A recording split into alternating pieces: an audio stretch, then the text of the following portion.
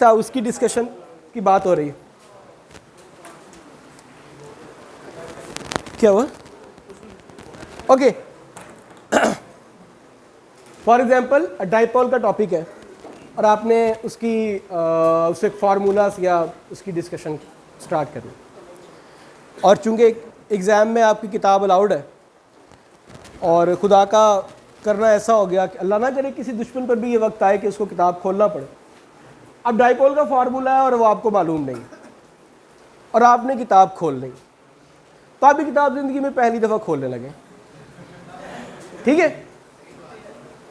तो चलें, अगर ऐसा नाजुक मरहला भी आ चुका है तो उसको टपाने के लिए हम एक कोशिश कर लेते हैं, हिंट एक कैसे कर सकते। अगर कोई किताब आपको ज़िंदगी में पहली दफ़ा खोलना पड़ जाए और सिर्फ अल्लाह का इतना ही कर्म हो कि आपको उसका टॉपिक पता है, मिसाल के तौर पर आपको ये पता है कि डाइपोल की बात हो रही, ठीक है, और ये भी अल्लाह का एहसान है कि आपको पता है कि dipole starts with the D, D for, thank you very much, thank you. तो हर किताब के पीछे ये सहूलत मैसर होती है कि उसने ना अल्फ़ाबेटिकली इंडेक्स बनाया हुआ होता है जिसमें अल्फ़ाबेटिकली तमाम टर्मिनोलॉजीज लिखी होती हैं, लाइक दिस, ठीक है। तो नसीब दुश्मना किताब आपने खोली तो आखिर से, एंड से खोल लें, ठीक है, हर उल्टा काम इख्तिताम से। तो आपने इंडेक्स निकाला, फॉर एग्जाम्पल जो नाजुक मरला है वो है डी, डाइपोल से रिलेटेड, तो इंडेक्स में आप चले गए डी पर। तो हाँ, गुड वन। सो आपने बात स्टार्ट की तो सबसे पहले जैसे ही वो डी इंडेक्स पे आए आप, तो डी ए, अब यहां पर उसने सब कुछ अल्फाबेटिकली लिखा हुआ है, ठीक, डी, फिर उसके बाद ए से, फिर बी की terms, so you have to find out D I. So फिर आप जी, जितनी अच्छी आपको एबीसी आती है, ओके जनाब, तो आपने फाइंड आउट कर लिया कि डाइपोल तो है ही नहीं यहाँ पे, ओके। 591 पर, पेज नंबर 591 पर, खैर आपने ये अल्फाबेटिकली एक्सरसाइज करके डी आई पी पर जब आप गए, अगर किसी ने कभी डिक्शनरी खोली हो तो बिल्कुल उसी तरीके की बात हो रही। Dipole 591 page, 600 to 602 page, 591, 592 page, उसमें पूरी एक सीरीज दी हुई है कि कहाँ कहाँ पर इस किताब में डाइपोल का उसने काम किया, ठीक है। तो अब हम चूंकि बेसिक लेवल पर हैं तो वैसे भी आपको ये है कि स्टार्ट में बात हुई थी, तो जो सबसे पहली जगह पर उसने 591 पर डिस्कशन की है, हम वहाँ पर चले जाते हैं, ठीक है जी। 591 पेज, ओके, डाइलेक्ट्रिक डाइपोल का टॉपिक निकल आया, यही टॉपिक हमें चाहिए था, ठीक है। अब इसके अंदर उसने काफ़ी ज़्यादा फार्मूलाज दिए हुए हैं, ओके, कि कौन कौन से फार्मूलाज किस किस काम के लिए इस्तेमाल हो। अगर तो इससे पहले आपने डाइपोल का टॉपिक क्लासरूम के अंदर अटेंड किया हुआ है या आपको थोड़ा बहुत याद है, क्वेश्चन है क्या वैसे डाइपोल वाला?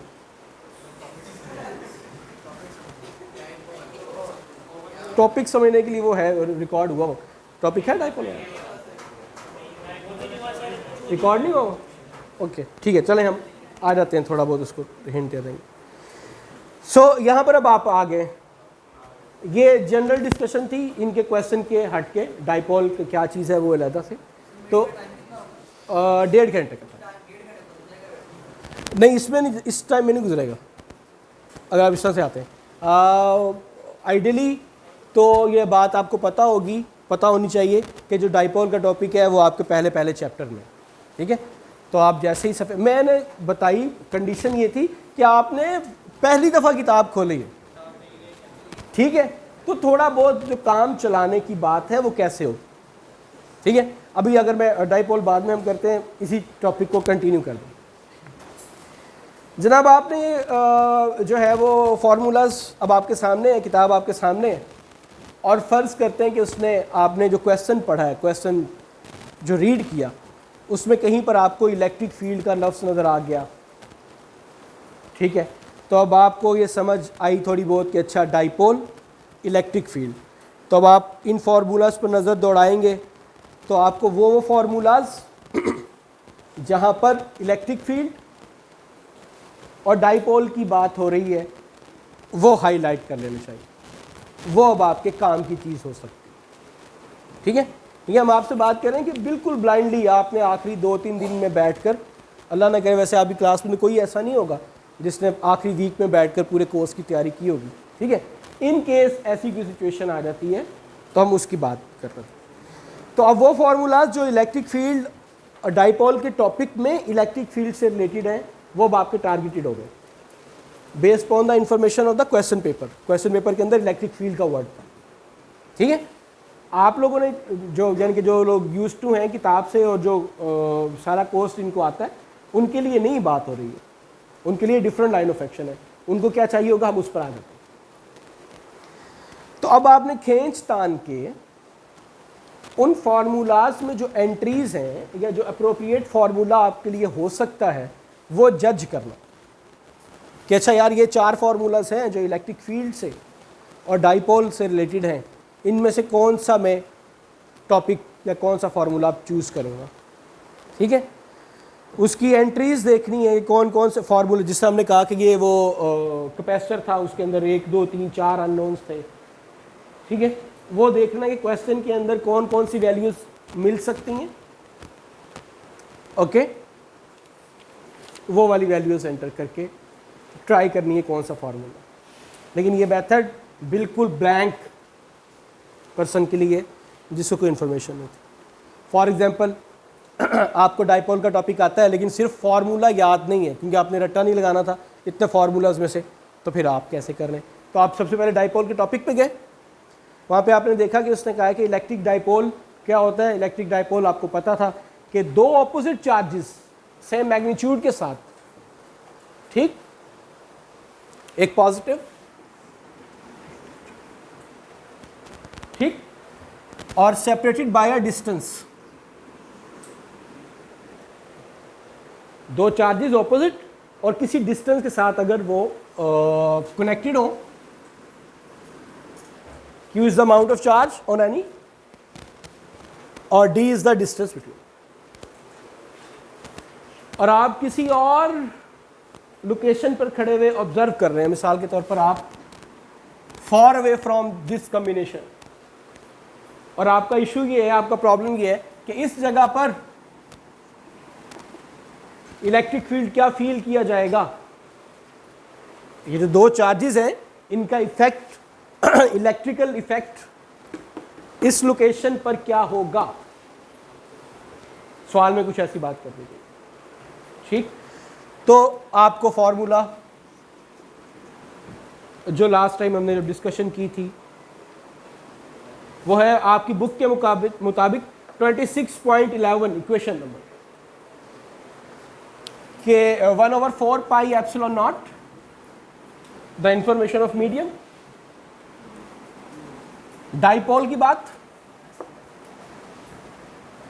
Divided by the distance between this, आपके डाइपोल से आपके ऑब्जर्वेशन पॉइंट तक का डिस्टेंस और इसका ये distance plus half of this distance. अगर ये 2 मिलीमीटर है इन दोनों चार्जेस के दरमियान में डिस्टेंस, डाइपोल के दरमियान का डिस्टेंस, तो आपने 1 मिलीमीटर ले उसका स्क्वायर एंड अंडर रूट है 3/2, जो भी ये फॉर्मूला आपके पास वहां पर ज्यादा करेक्ट। ठीक है, ओके। अगर आपको असाइनमेंट आपकी याद हो और आपको लेक्चर भी याद हो तो वहाँ पर हमने सिर्फ 2 केसेस डिस्कस किए थे डाइपोल के। एक ये सिचुएशन हो गई, दूसरी सिचुएशन ये कि अगर ये जो ऑब्जर्वेशन पॉइंट है, ये डिस्टेंस है, ये इतना ज़्यादा ग्रेटर हो कि ये डिस्टेंस बहुत स्मॉल फील होना शुरू हो, ठीक है, ये डिस्टेंस 2 मिलीमीटर का है, और जो अब आप ऑब्जर्वेशन कर रहे हैं वो आप जाकर 20 या 200 या 100 मिलीमीटर पर कर रहे हैं.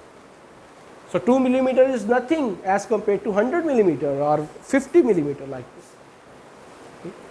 इस सिचुएशन में ये वाला फॉर्मूला सिंप्लीफाई हो गया था, और ये जो आपकी टर्म थी, ये जो नीचे कॉम्प्लिकेटेड थी,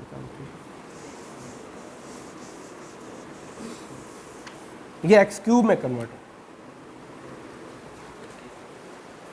ओके, सो अब आपने वो जो प्रीवियस फॉर्मूला था, instead of that formula you have to follow that this formula now. Okay, in the situation where observation point is far away, far enough compared to the distance between the two dots. In the assignment it was given.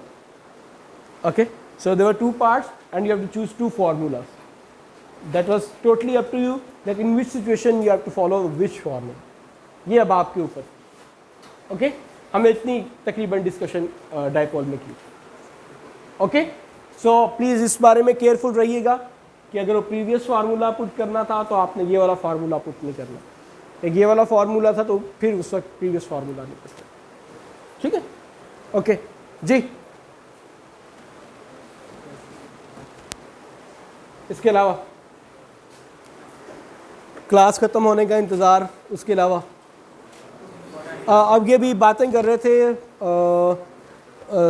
Pattern की और paper की. तो paper बिल्कुल वैसा ही आएगा जिस pattern पर आपकी क्विज़ दिए गए आपसे, या जिस पैटर्न पर आपकी असाइनमेंट आपको दी गई. ठीक है, जिस पैटर्न पर आपके लेक्चर्स डिलीवर किए, पेपर उसी पैटर्न पर वैसा ही आए. सॉरी, ये सारी थ्योरी ही चल रही है. जब तक आपको ये इन्फॉर्मेशन नहीं होगी कि ये फार्मूला किस सिचुएशन में लगाना है, तब तक आप ये कैसे करेंगे. तो वो थ्योरेटिकल पार्ट था आपका. By theory, what do you mean by theory? आता हो सकता है. Definition, okay. For example, if you are in an interview, if you are in a job, so कोई ऐसी जॉब आप मुझे बताएं जिसमें वो कहे कि अगर आप मुझे रजिस्टर के 5 फ़ायदे बताएंगे तो मैं आपको महीने के 25,000 रुपया या 50 या 2 करोड़ दूंगा. Anyone? You have the book. वो जो किताब का मालिक, वो जो कंपनी का ओनर होगा या हुकूमत होगी, उसके पास की किताब ऑलरेडी मौजूद है, उसको पता है कि क्या बेनिफिट्स हैं रजिस्टर्स के.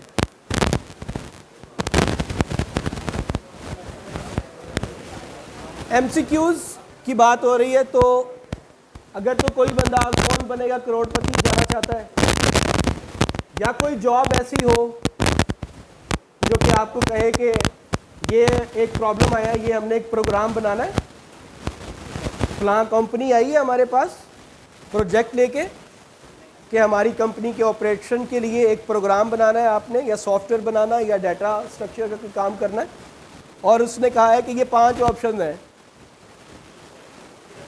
इनमें से एक सिलेक्ट कर दें.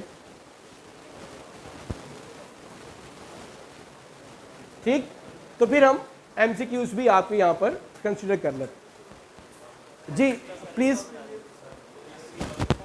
सॉरी, करंट और वोल्टेज का रिलेशन मतलब जी.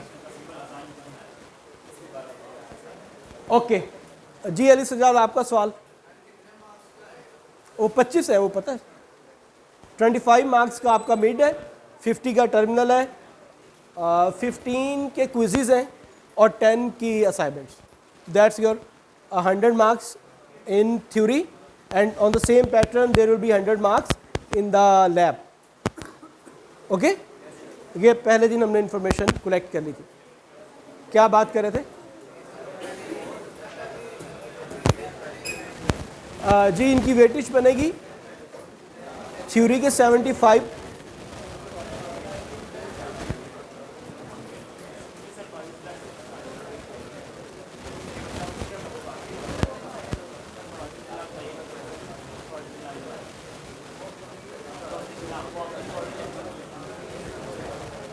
गॉसेस लॉ रिकॉर्डेड है।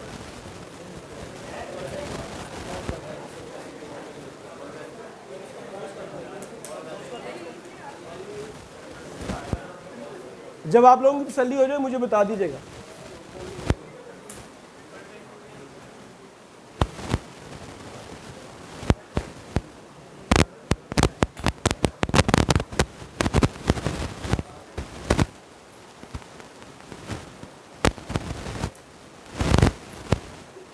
बोलो यार, करो वापस में बातें।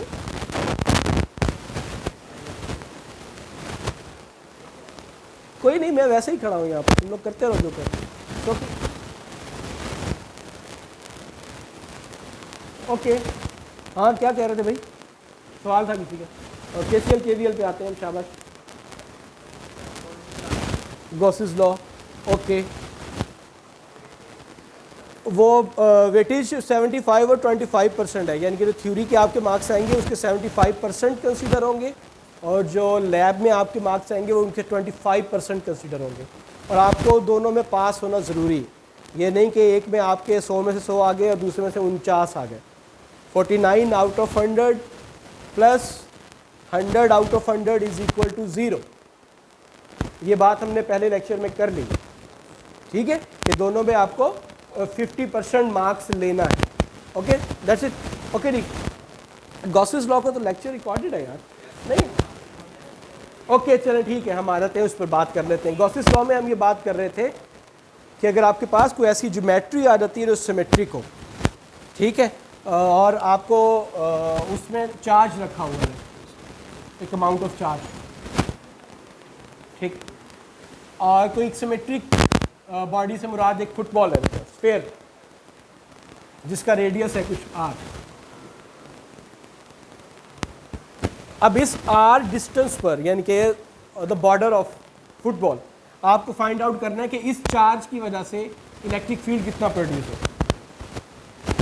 ओके, हो सकता है बिल्कुल ऐसा सिनेरियो दे दिया गया, हो सकता है कि ये सिनेरियो ना हो, एक चार्ज हो और एक डिस्टेंस पर आपको कहा जाए कि ऑब्जर्व करें कि इलेक्ट्रिक फील्ड कितना है। तो आप खुद से ये गॉसियन सरफेस, एक फुटबॉल जिसका रेडियस इतना हो, एक स्फीयर जिसका रेडियस इतना हो, जिस डिस्टेंस पर आप खड़े हैं, वो अज्यूम करेंगे, ठीक है। गॉसेस लॉ का फॉर्मूला 1/4πε0, ठीक है, हाँ जी, वो अप्लाई करेंगे और आपको इलेक्ट्रिक फील्ड निकलना, ठीक है। असाइनमेंट्स के अंदर भी हमने गॉसेस लॉ की प्रैक्टिस करवाई हुई है, ठीक है। वाइस वर्सा भी हो सकता है कि आपको इलेक्ट्रिक फील्ड भी दे दें, आपको चार्ज भी दे दें, और फ्री स्पेस का मीडियम भी बता दें, और बता दें कितने डिस्टेंस के ऊपर ये रखा हुआ है, ठीक है। तो ये सारी सहूलियात जो है वो गॉसेस लॉ आपको प्रोवाइड करेगा, तो फिर आप गॉसेस लॉ अप्लाई करेंगे, ठीक है। बाकी हमने जब टॉपिक पढ़ा था तो हमने 1 बाय 1 देखा कि ये वाला टॉपिक भी नहीं, खड़े रहो। हाँ, और कौन बात कर रहा था, कौन बात कर रहा था इन तीनों में से, कौन बात कर रहा था? तो ये गॉसेस लॉ हो गया भाई, ठीक है। तो अगर ऐसी सिचुएशन आ जाती है तो आपने उसके मुताबिक खुद से जज करना है कि मैंने कौन सा, ये बात हमने प्रैक्टिस करवाई हुई है क्लास में, कि जब आप एग्ज़ाम में बैठे होंगे, नंबर ऑफ़ फार्मूलाज आपके पास मौजूद होंगे, तो फिर आपने किस तरह से एलिमिनेट करके कौन सा फार्मूला अप्लाई करना है, वो आपने उसको जज करना, ठीक है। तो ऐसी ऐसी इन्फॉर्मेशन दे के आपको पता चल जाएगा कि ये वाला फार्मूला अप्लाई होगा। ओके ओके, केसीएल केवीएल की बात हो रही थी। ओके, काफ़ी बड़ी चीज़ है, अगर मुझे बता सको।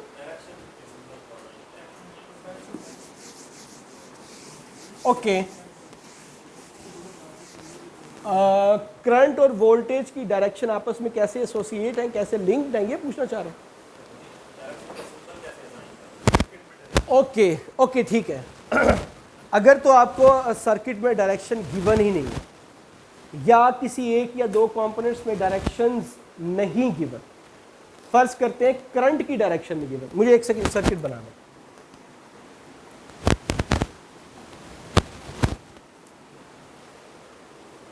तो फर्ज करते हैं कि इस कंपोनेंट में आपको करंट या वोल्टेज की डायरेक्शन नहीं गिवन, बाकी में गिवन है।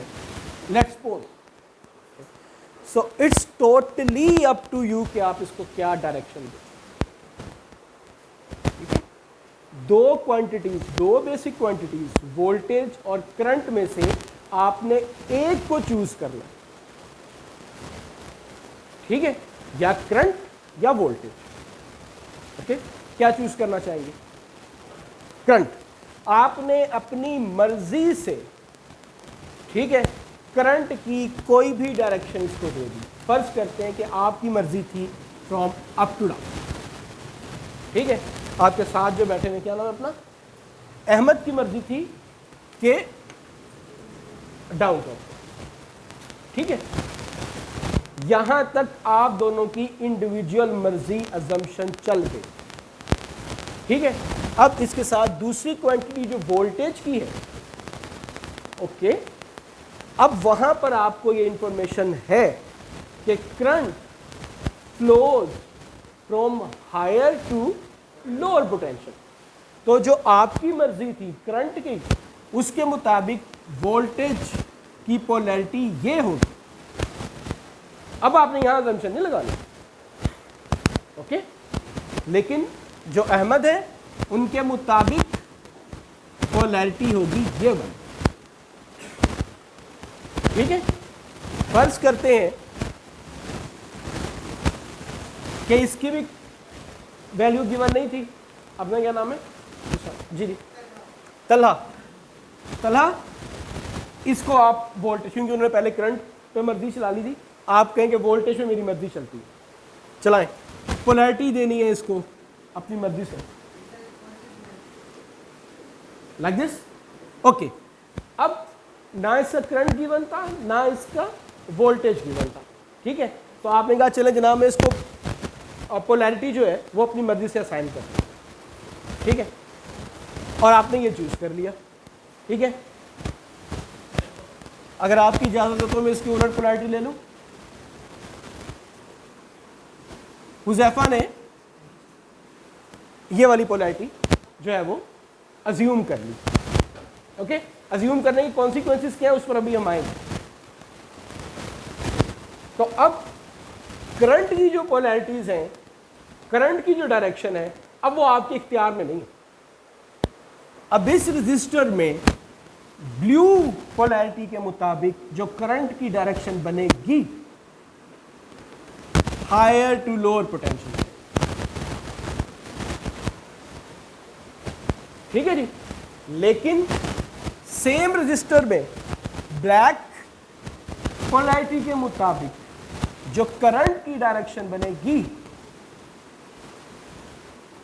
वो हायर टू लोअर बनेगी, ठीक हो गया जी। अगर दोनों ही गिवन नहीं है तब की बात हो रही है। अगर एक गिवन है तो आपके इख्तियार में कुछ नहीं है, वो फिर डायरेक्ट और इनडायरेक्ट इंफॉर्मेशन वाली कहानी चल गई है। उसने इनडायरेक्ट इंफॉर्मेशन आपको दे दी, ठीक है, या तो पोलैरिटी दे दी या करंट की डायरेक्शन दे दी, तो दूसरी ऑटोमेटिकली आपके पास आ गई विद दिस नोटेशन के current flows from higher to lower potential, ठीक है जी। अब हम चलते हैं कि इसका क्या कॉन्सिक्वेंस होगा। जवाब क्या दोनों का सेम आएगा? नहीं, जवाब मैग्नीट्यूड के लिहाज से दोनों का सेम आएगा, लेकिन पोलैरिटी या जो डायरेक्शन है वो ऑपोजिट आएगी। मिसाल के तौर पर अगर आपने KCL, KVL या V=IR जो भी लगाया और ये जो ब्लैक में आपने फॉर एग्जांपल फाइंड आउट किया कि 6 वोल्टेज, तो जो ब्लू वाले की कैलकुलेशन होगी उसके मुताबिक वो -6 वोल्टेज, वेरी गुड, आ जाए, ठीक है। अगली बात जो हमें पता है कि अगर ये पोलैरिटी है, ठीक है, और ये कुछ जवाब दे रही है X, ठीक है, अगर इस पोलैरिटी को मैं स्विच कर देता हूं, इसको मैं ट्विस्ट कर देता हूं, यानी कि जहां पर मेरी रेड वाली प्रॉप थी लेफ्ट में, वहां पर मैं अपनी ब्लैक वाली प्रॉप रख देता हूं, तो ये जो नंबर था ये जस्ट, ठीक है। तो इसका मतलब है कि अगर यहां पर बात उलट हुई है तो यहां पर भी बात उलट होगी, इनके दोनों एक ही बात कर रहे थे, देखने का तरीका जो था वो मुख्तलिफ था, फ्रेम ऑफ रेफरेंस मुख्तलिफ था। मैं देख रहा हूं कि यहां से मैं उस डाइस तक जाऊं तो कितने कदम उठाऊंगा, ठीक है, जबकि दूसरा शख्स देख रहा है कि उस डाइस से यहां तक आए तो कितने कदम उठाए। कदम दोनों के बराबर, लेकिन मैं अगर पॉजिटिव एक्स डायरेक्शन में देख रहा हूं तो वो किस में देख रहा है, दैट्स इट। तो देखने का तरीका मुख्तलिफ था दोनों का, जवाब बात दोनों एक ही कर रहे थे। बात समझ आ रही? आपका सवाल यही था ये कुछ? ओके जी, एनीवन एल्स? केसीएल केवीएल में इसकी बात होगी। उसके बाद के अगले मराहिल है कि इस नोड पर आपने केसीएल अप्लाई करना है, ठीक है, तो जो आपके करंट की अजम्पशंस हैं आपने उसके मुताबिक करना, ठीक है। आपकी करंट की अजम्पशन ब्लैक वाली थी तो आप ब्लैक के मुताबिक देखेंगे कि अच्छा ये कंपोनेंट से करंट आ रहे हैं और इस कंपोनेंट से करंट जा रहे हैं, ओके एंड सो ऑन। हाँ बोलो क्या सर जी, एनीथिंग एल्स? ठीक है, आपके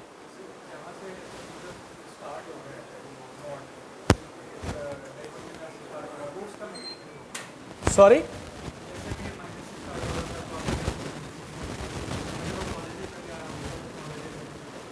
जी जी जी एग्जैक्टली। अगर आप यहाँ पर केवीएल बनाते हैं तो इन दोनों का केवीएल सेम बन रहा है ना। एंट्री पॉजिटिव की एक समेशन वाला फॉर्मूला, सबसे पहले समेशन वाला हो गया, उसके बाद एंट्री, एक पॉजिटिव वो, एक पॉजिटिव ये, तीसरा इसका मैग्नीट्यूड, तीनों पॉजिटिव हो गए तो आपकी टर्म पॉजिटिव की बन गई, ठीक है। जबकि जो दूसरा बंदा था उसका फॉर्मूले वाला प्लस, एंट्री वाला नेगेटिव, मैग्नीट्यूड वाला negative, negative negative plus plus plus, दोनों सेम आ गए। जो हम बात कर रहे थे कि दोनों बात एक ही कर रहे हैं। इनकी बात समझ आई है भाई?